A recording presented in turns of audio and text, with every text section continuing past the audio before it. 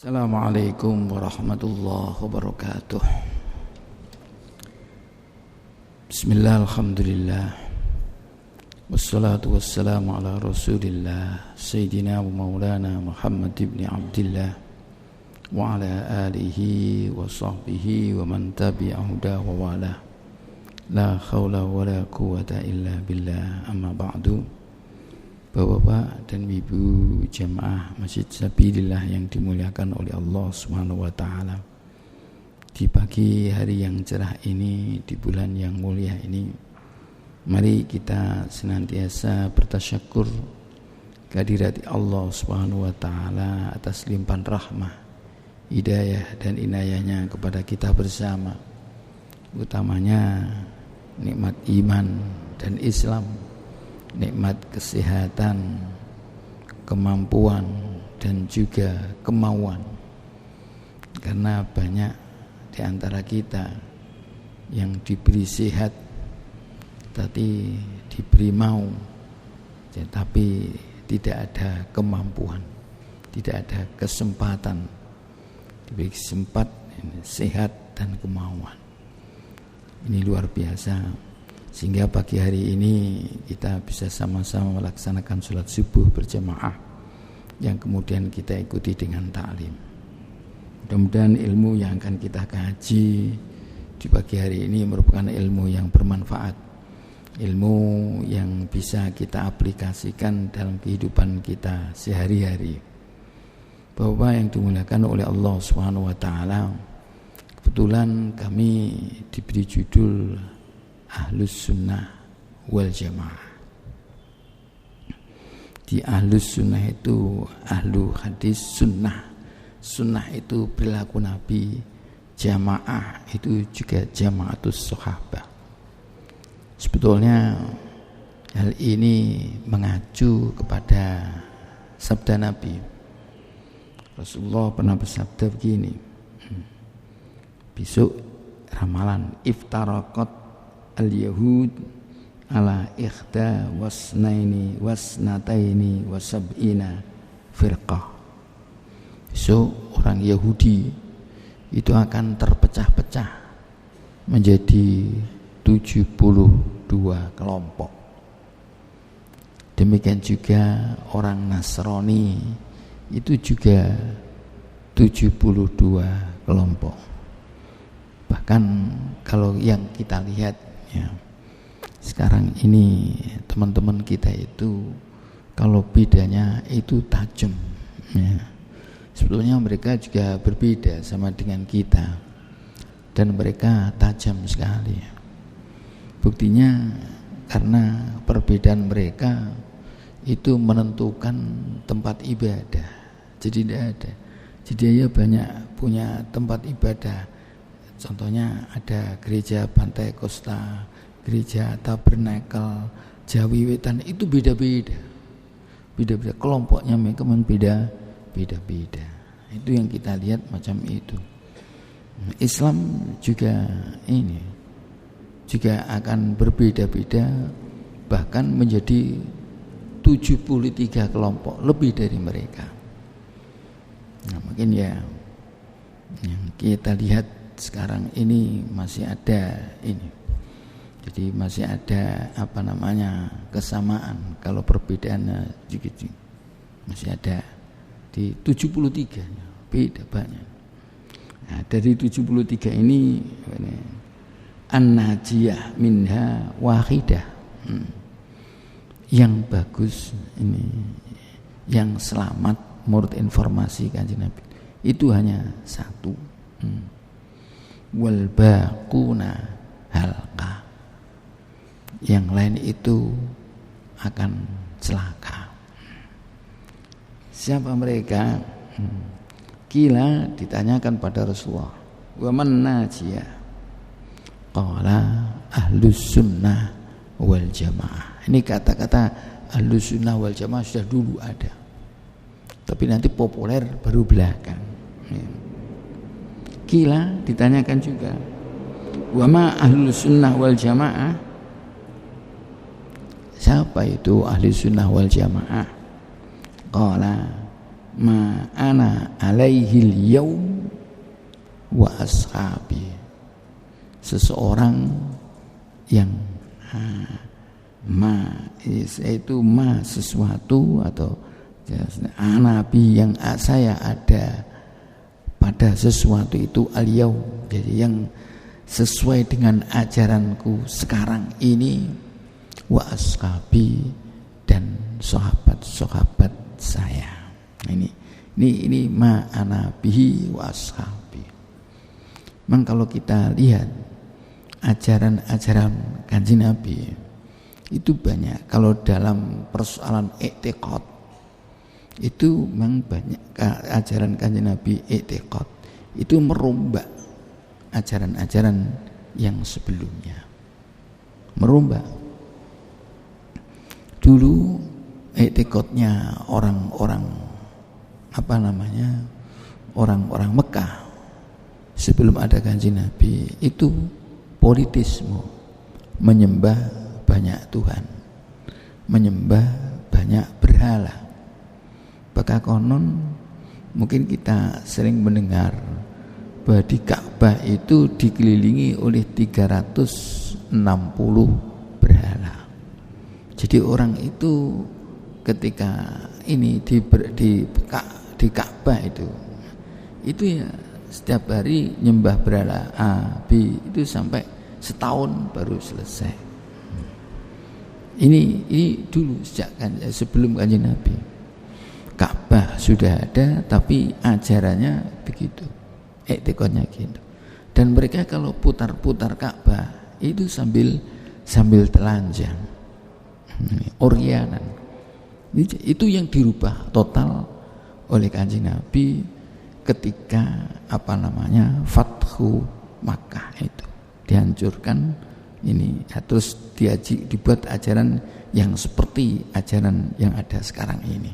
Ma'ana alaihil yaum, ini yang pada dikala itu yang diajarkan. Ya itu yang kita ikuti sampai sekarang. I'tiqadnya menjadi monoteisme. Jadi ini ada mengatakan ini hasil yang luar biasa, perombakan yang luar biasa yang dilakukan oleh Kanjeng Nabi dalam waktu hanya 23 tahun, bisa merubah antara i'tiqad yang darinya politisme menjadi monoteisme. Ini luar biasa. Nih.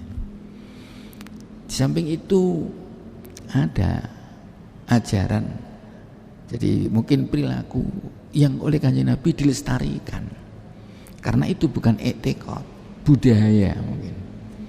Ada yang itu yang dilestarikan. Contohnya apa? Di dalam muamalah transaksi.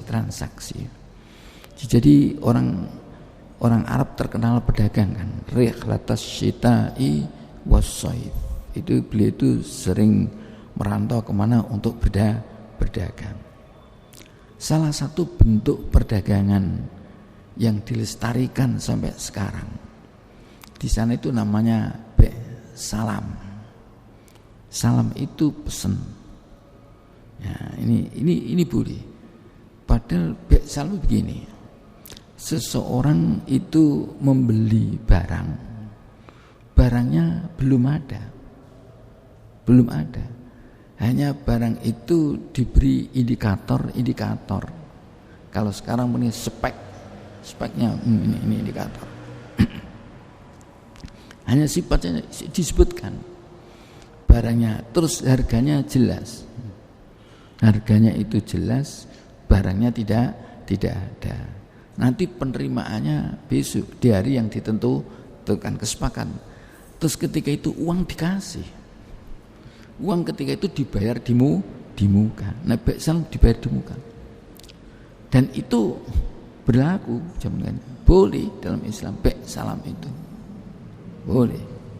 Dan itu ya mungkin yang kita sekarang kita kenal mungkin online itu.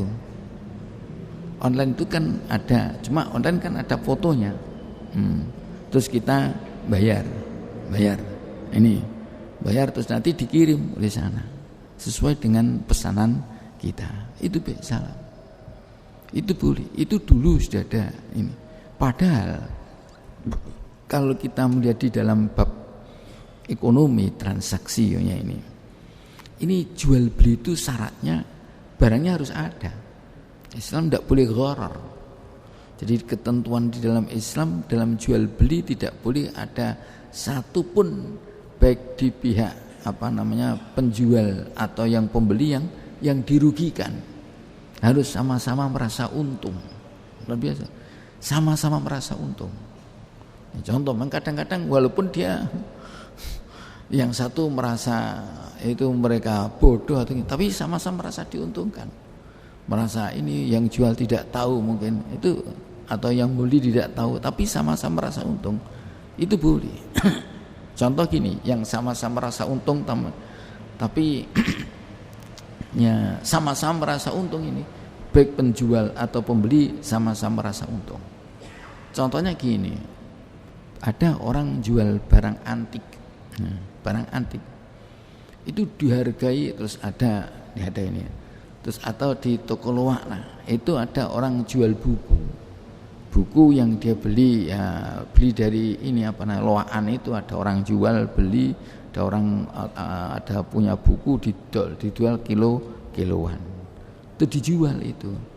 Kebetulan ada seorang mahasiswa ini tadi ingin cari buku, cari toko itu tidak ada karena bukunya selamat.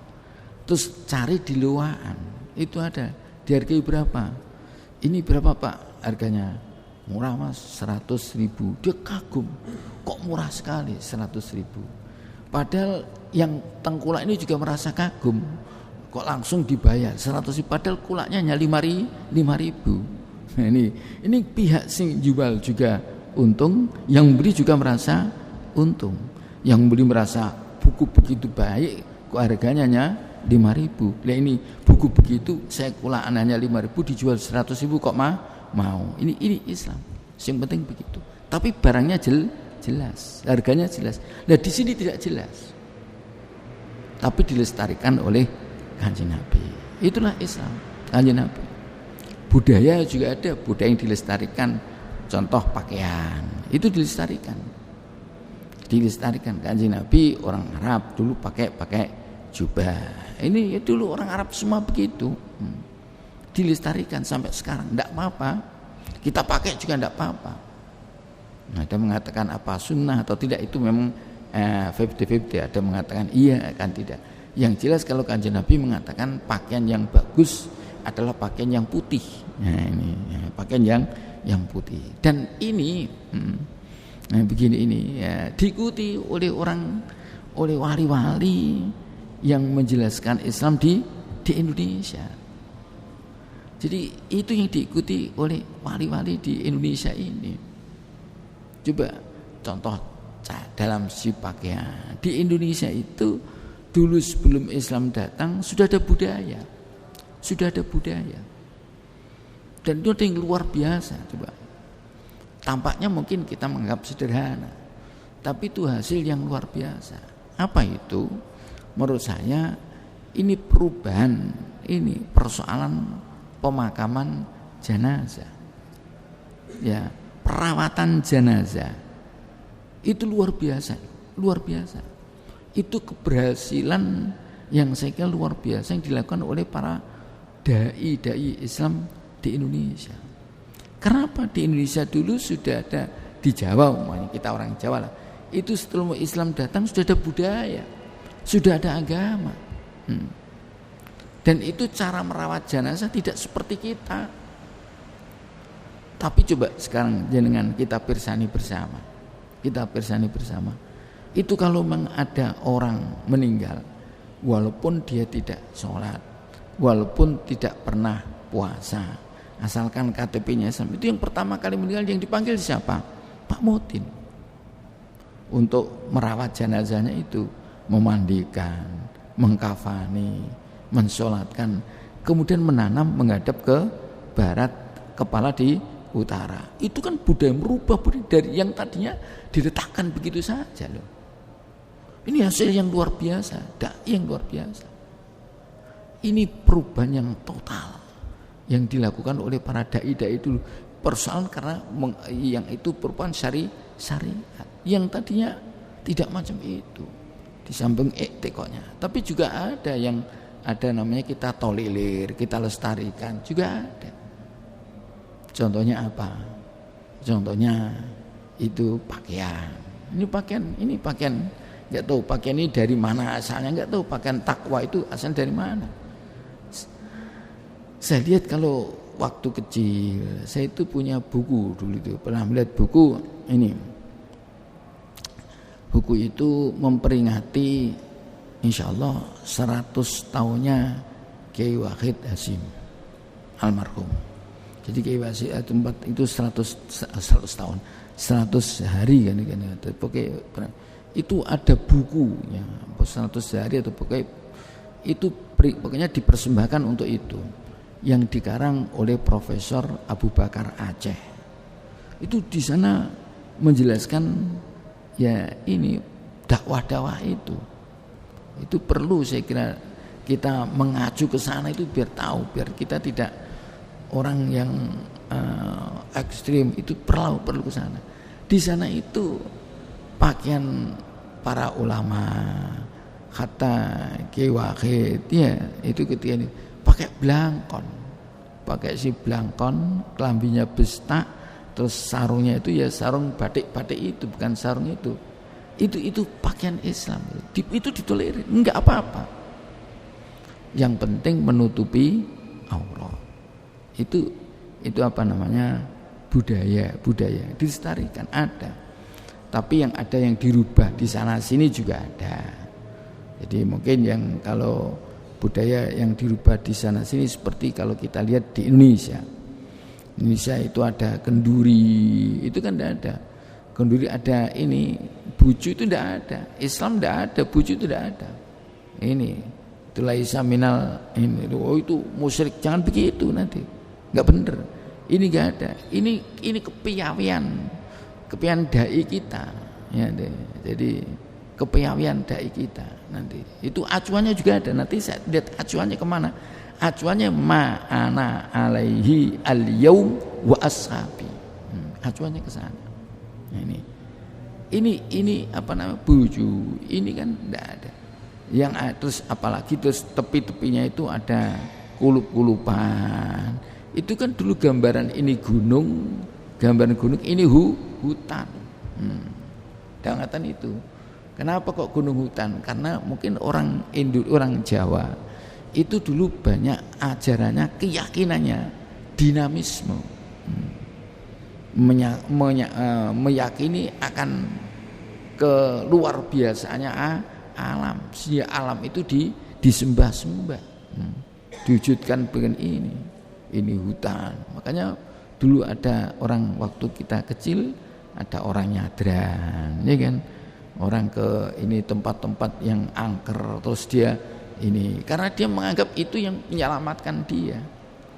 Tetapi ketika Islam yang datang, keyakinan itu dirubah. Nah, jadi keyakinan itu dirubah.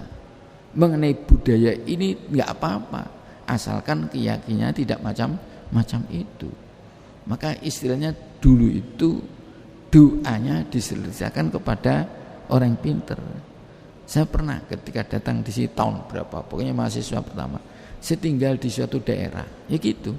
Jadi ketika ada orang punya hajat, itu di sana orang tua nandukno, tahu nandukno. Jadi mengupacarai sebelum kita doa. Ya ini begini, ini begitu, ini ditafsiri semua oleh orang tadi. Kemudian ya ini danyang, kalau nggak tahu danyang apa. Jadi di dapur itu disebutkan semua, dihafal semua. Di pintu itu ada danyangnya semua. Nah setelahnya itu terus ditafsiri ini barang yang dibawa, yang disajikan ditafsiri semua. Akhirnya terus doanya saya serahkan Kang Santri. Saya suruh doa, ya sedoa. Loh, ini sekarang alhamdulillah orang yang nandukno itu sudah hilang. Tidak ada yang ngapal, nggak tahu di daerah sudah nggak ada. Yang tinggal hanya doa doanya. Kan bagus itu. Jadi tidak langsung ditentang pras, enggak. Tidak. Itu kan sistem supaya kita bisa akulturasi budaya.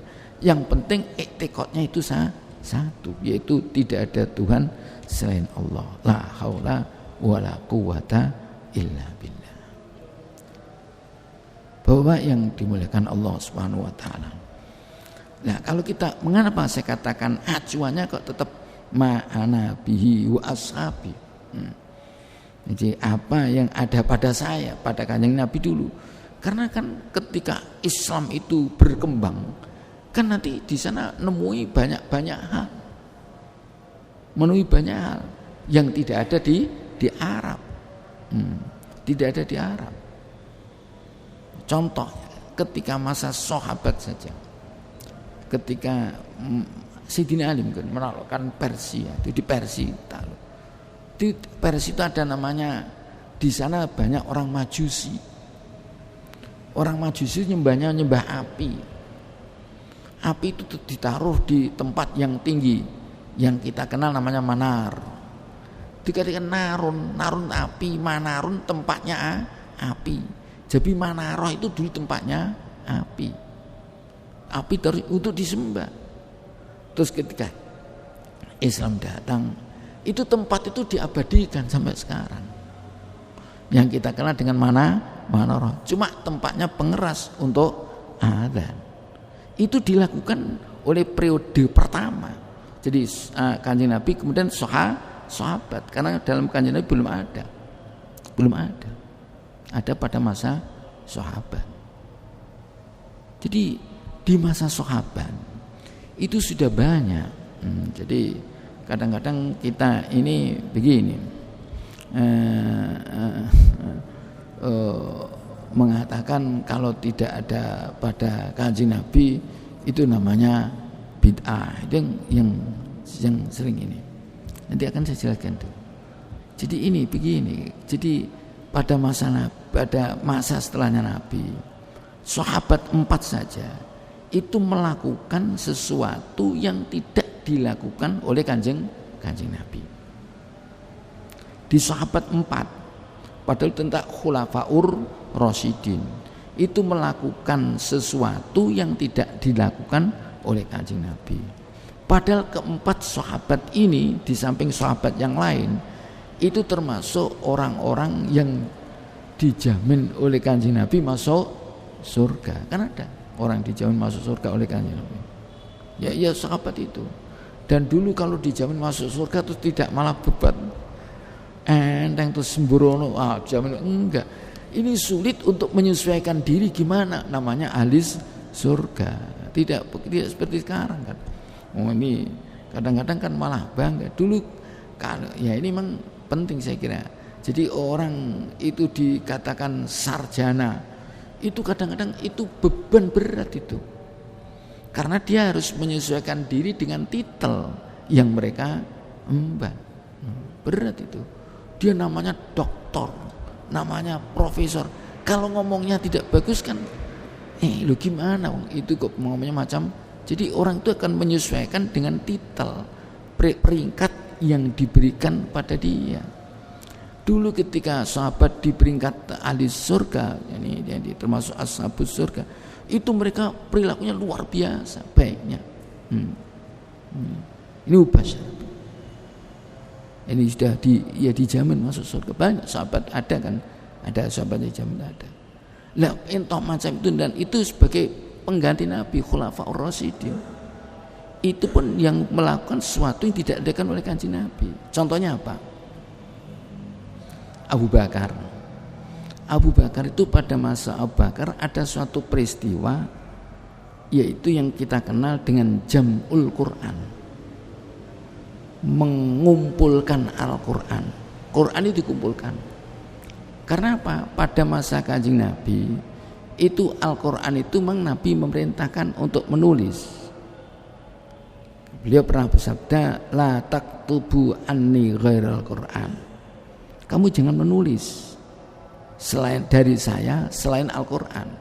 Kalau Al-Quran tolong tulis. Wa man kataba anni ghairal Quran atau ghairahu famhuhu. Siapa menulis dari saya selain Quran, tolong hapus. Ini bagus juga. Itu di orang yang ilmiah juga, supaya tidak rancu. Tidak rancu. Oh, ini Quran dan ini hadis. Kan sama-sama sabda Nabi. Oleh karena Nabi tapi Nabi ketika itu ngendikan, oh ini Quran tulis. Nah, ini. Jadi yang ditulis itu Quran, dan ditulis di mana?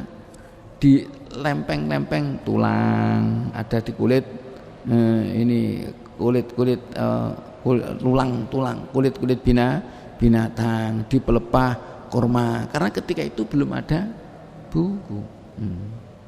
Terus pada masa Abu Bakar Siddiq terjadi peperangan yang kita kenal dengan perang Yamamah.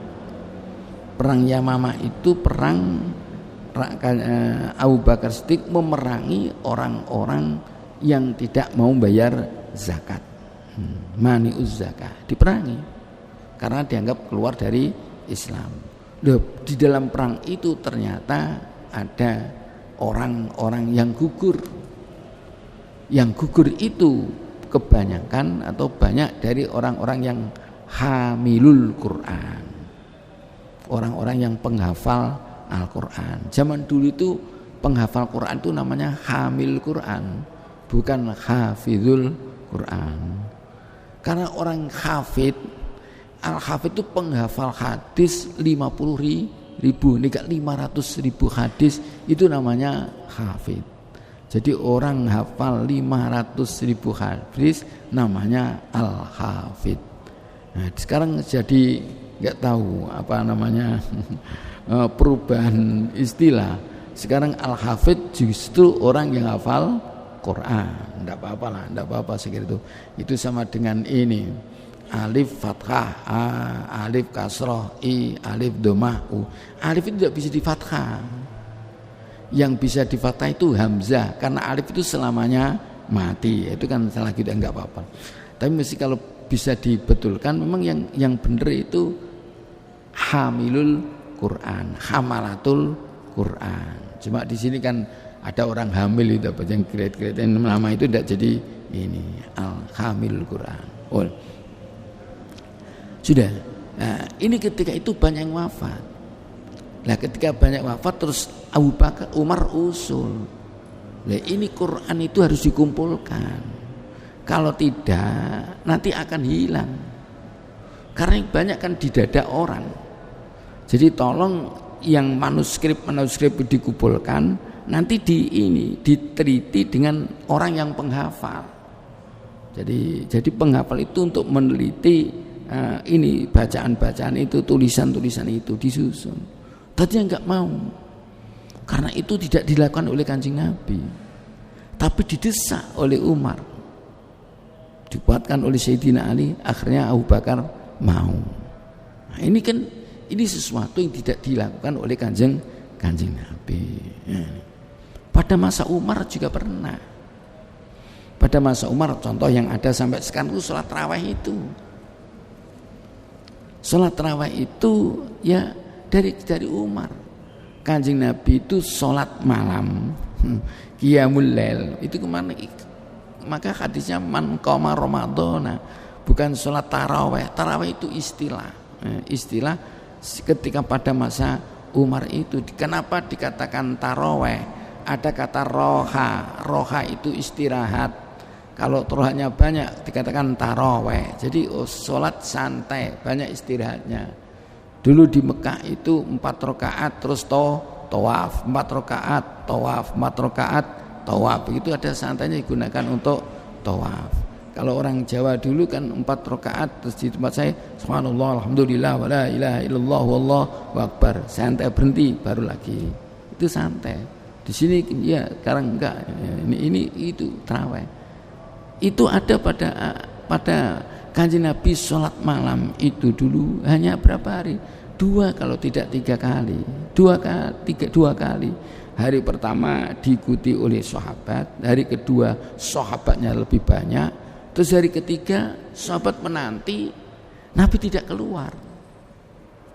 Dan itu dilakukan menjelang subuh.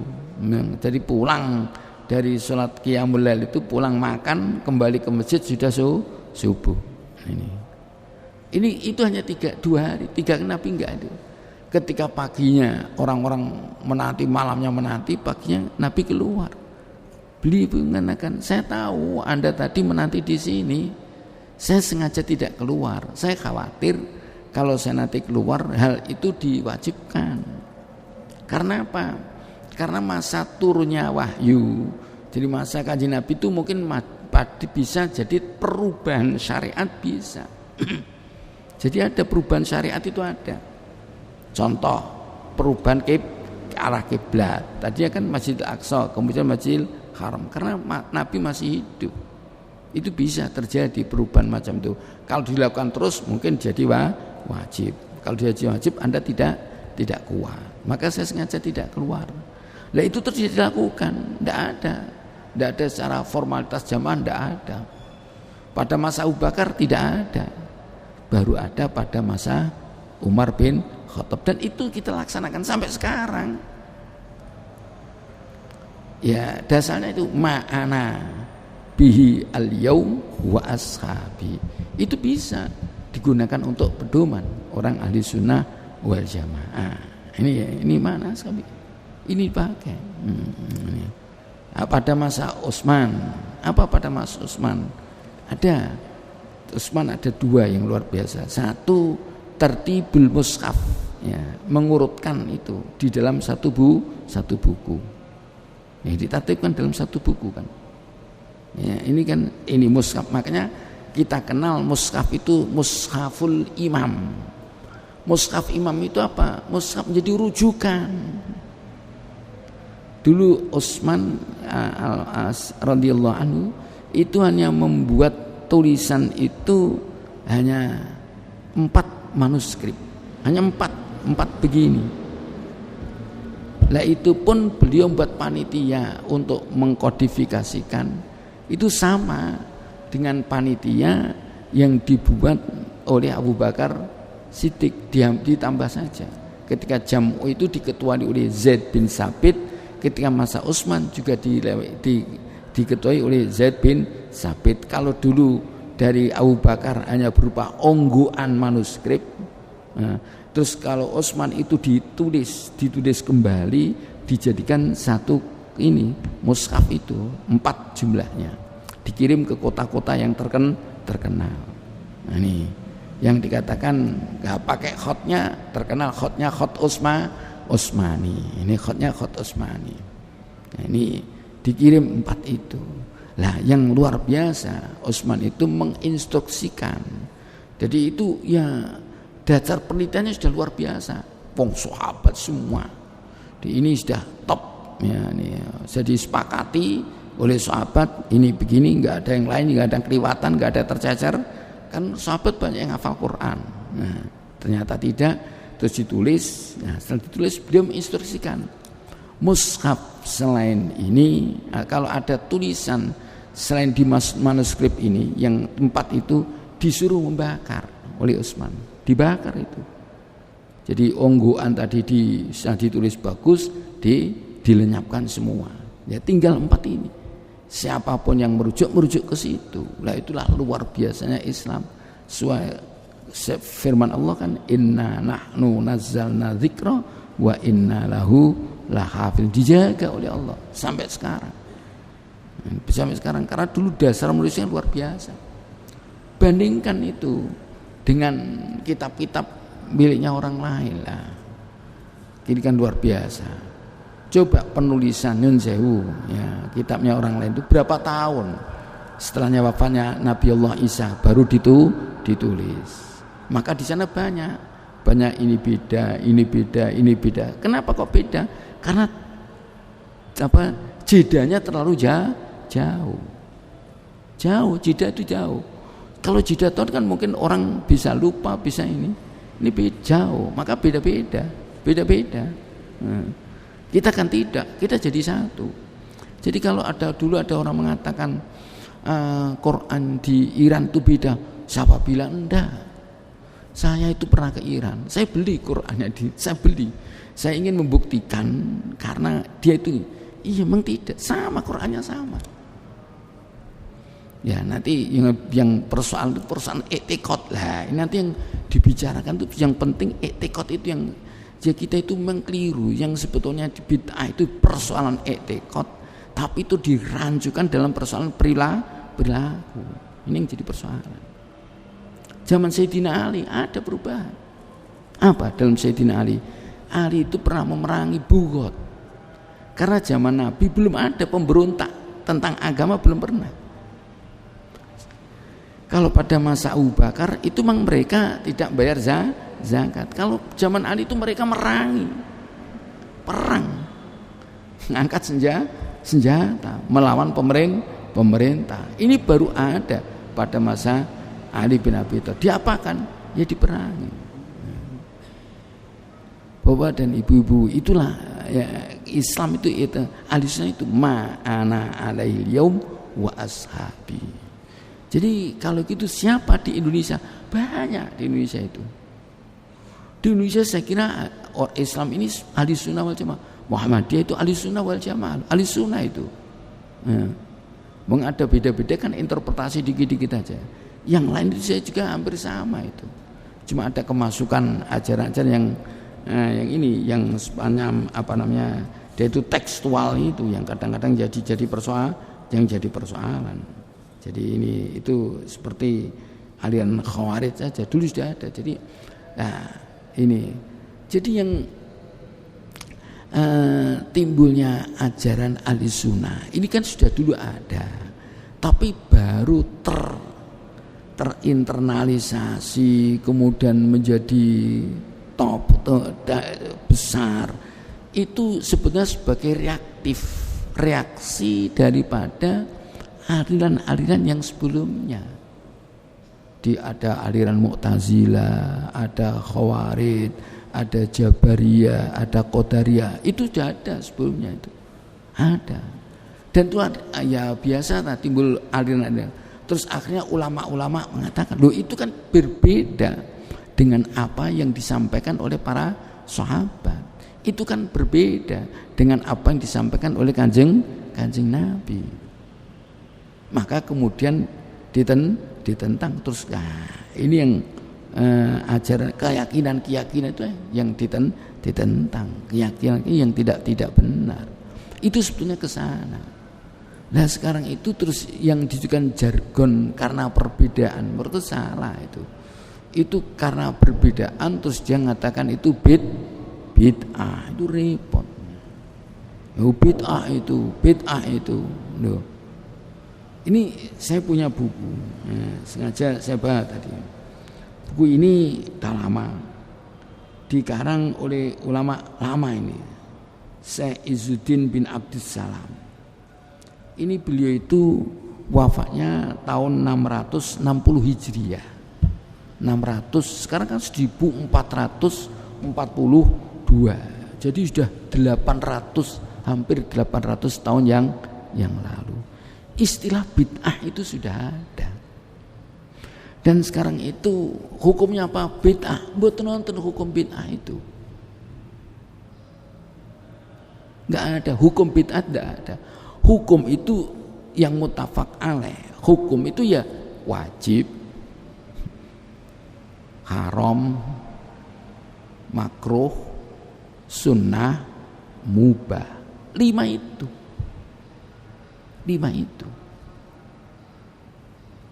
Tidak ada itu hukumnya bid'ah.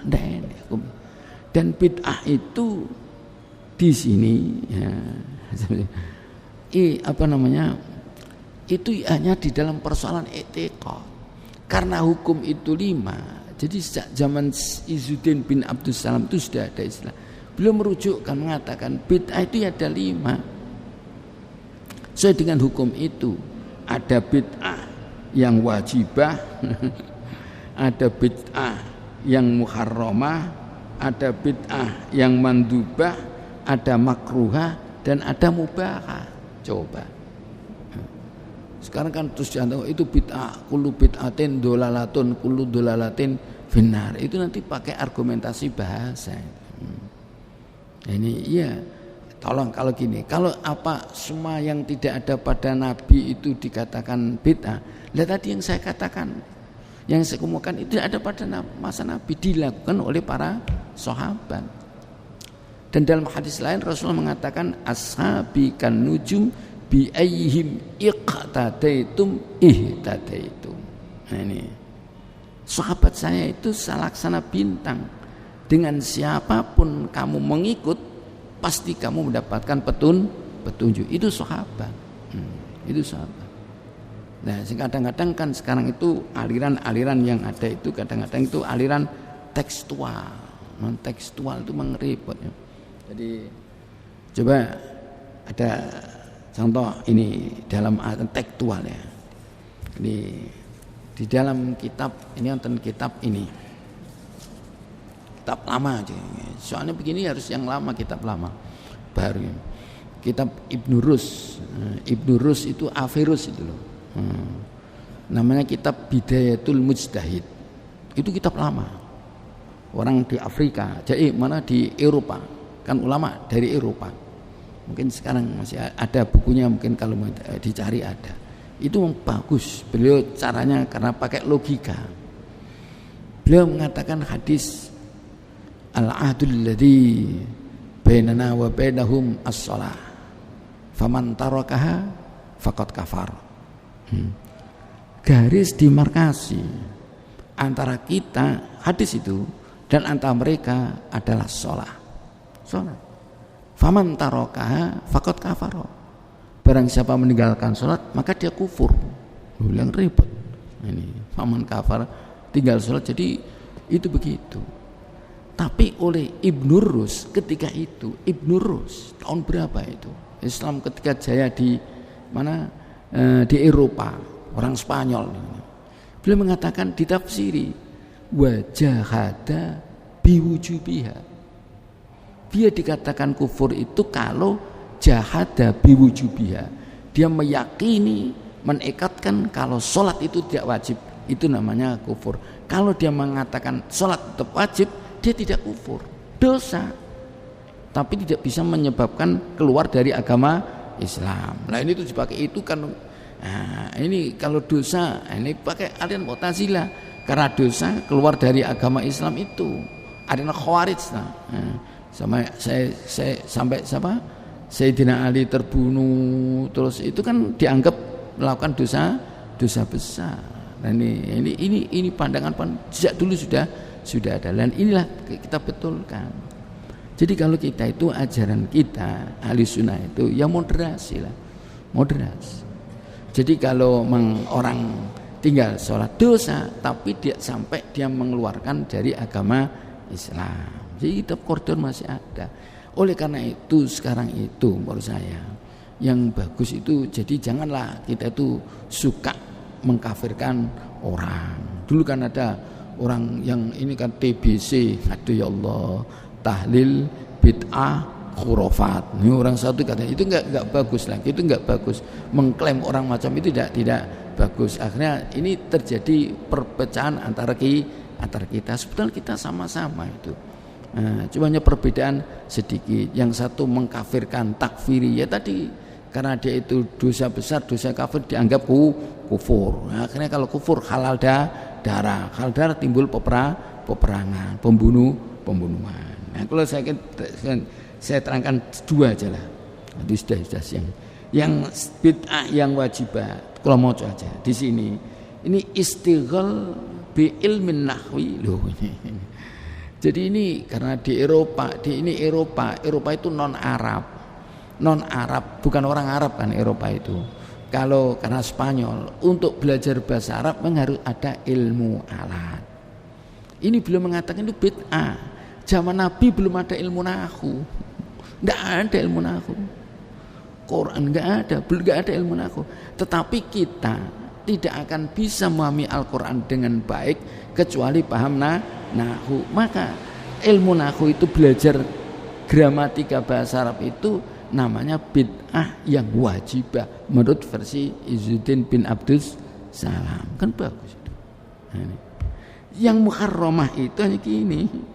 Ya ini mazhab-mazhab itu, mazhab Qadariyah, mazhab Jabariyah, mazhab Murji'ah, mazhab Mujassimah. Ini makanya ini mazhab-mazhab itu. Karena itu i'tiqad. I'tiqad.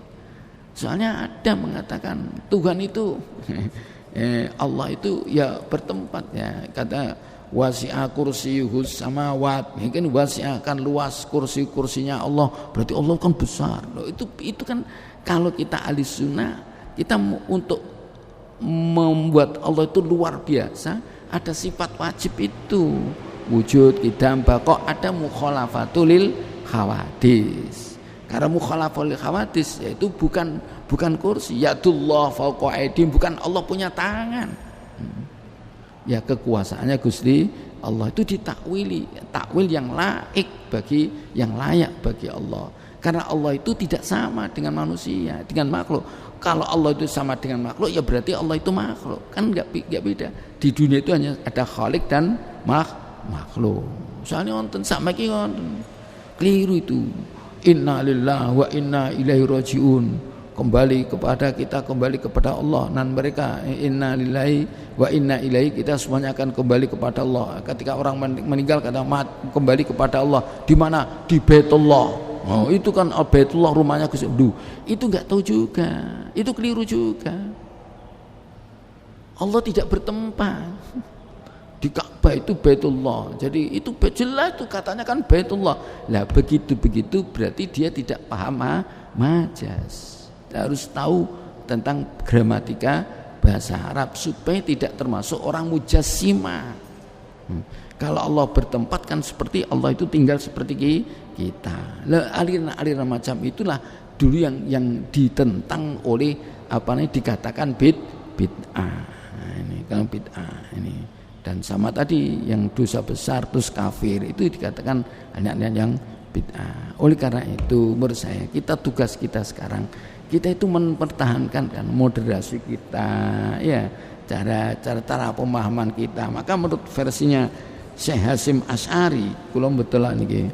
Iki sing dene ahli sunnah itu ahli tafsir wal hadis wal fikih. Pinter tafsir, pinter hadis, pinter fikih. Jadi karena Al-Qur'an kadang-kadang mantuk dan mafhum itu jelas harus paham. Kalau ndak iso nggak bisa. Ini susah. Lah dikatakan al-mutamassikuna bi sunnatin nabi wal khulafa'ir rasyidin ba'dahu. Nah, ini dan itu yang berpegang teguh kepada sunnahnya Kanjeng Nabi dan khulafa pengganti yang setelahnya Kanjeng Nabi. Itu menurut versinya Kiai Hasyim Asy'ari, dan itulah yang kita ikuti sekarang. Oleh karena itu tugas kita, ya monggo lah. Kalau kita tidak tahu macam ini, mungkin kalau kita pahamkan kepada anak-anak kita ini, mungkin dia besok tahun depan mereka tidak tahu. Apalagi mereka itu hanya kadang-kadang pakai sosmed. Kayak ini kadang-kadang bahaya sekali. Karena mereka itu terus mengeluarkan pendapat, syukur mengeluarkan baca sudah bisa diikuti orang. Lah orang tidak tahu pakai rujukannya. Dan rujukan buku-buku ini saya kira penting, khazanah ini penting. Pun menika mawon ingkang dalam matlaten, mudah-mudahan ada guna dan manfaatnya. Ada mau tanya? Boleh? Sudah. Bismillahirrahmanirrahim. Alhamdulillahirabbil alamin. Hamdan yuwafi ni'amah wa yukafi mazidah. Ya Rabbana lakal hamdu kama yanbaghi li jalali wajhikal karim wa 'azimi sultanik. Allahumma anfa'na ma 'allamtana wa 'allimna ma yanfa'una. Allahumma rzuqna fahman nabiyyin wa hifdzal mursalin wa ilhama malaikatikal muqarrabin. Allahumma iftah lana futuhal 'arifin wa yufaqqihna fid din wa yahdina ila sawa'is sabil. Nas'aluka husnal khatimah. Allahumma inna nas'aluka ridhaka wal jannah wa na'udzubika min sakhatika wan nar.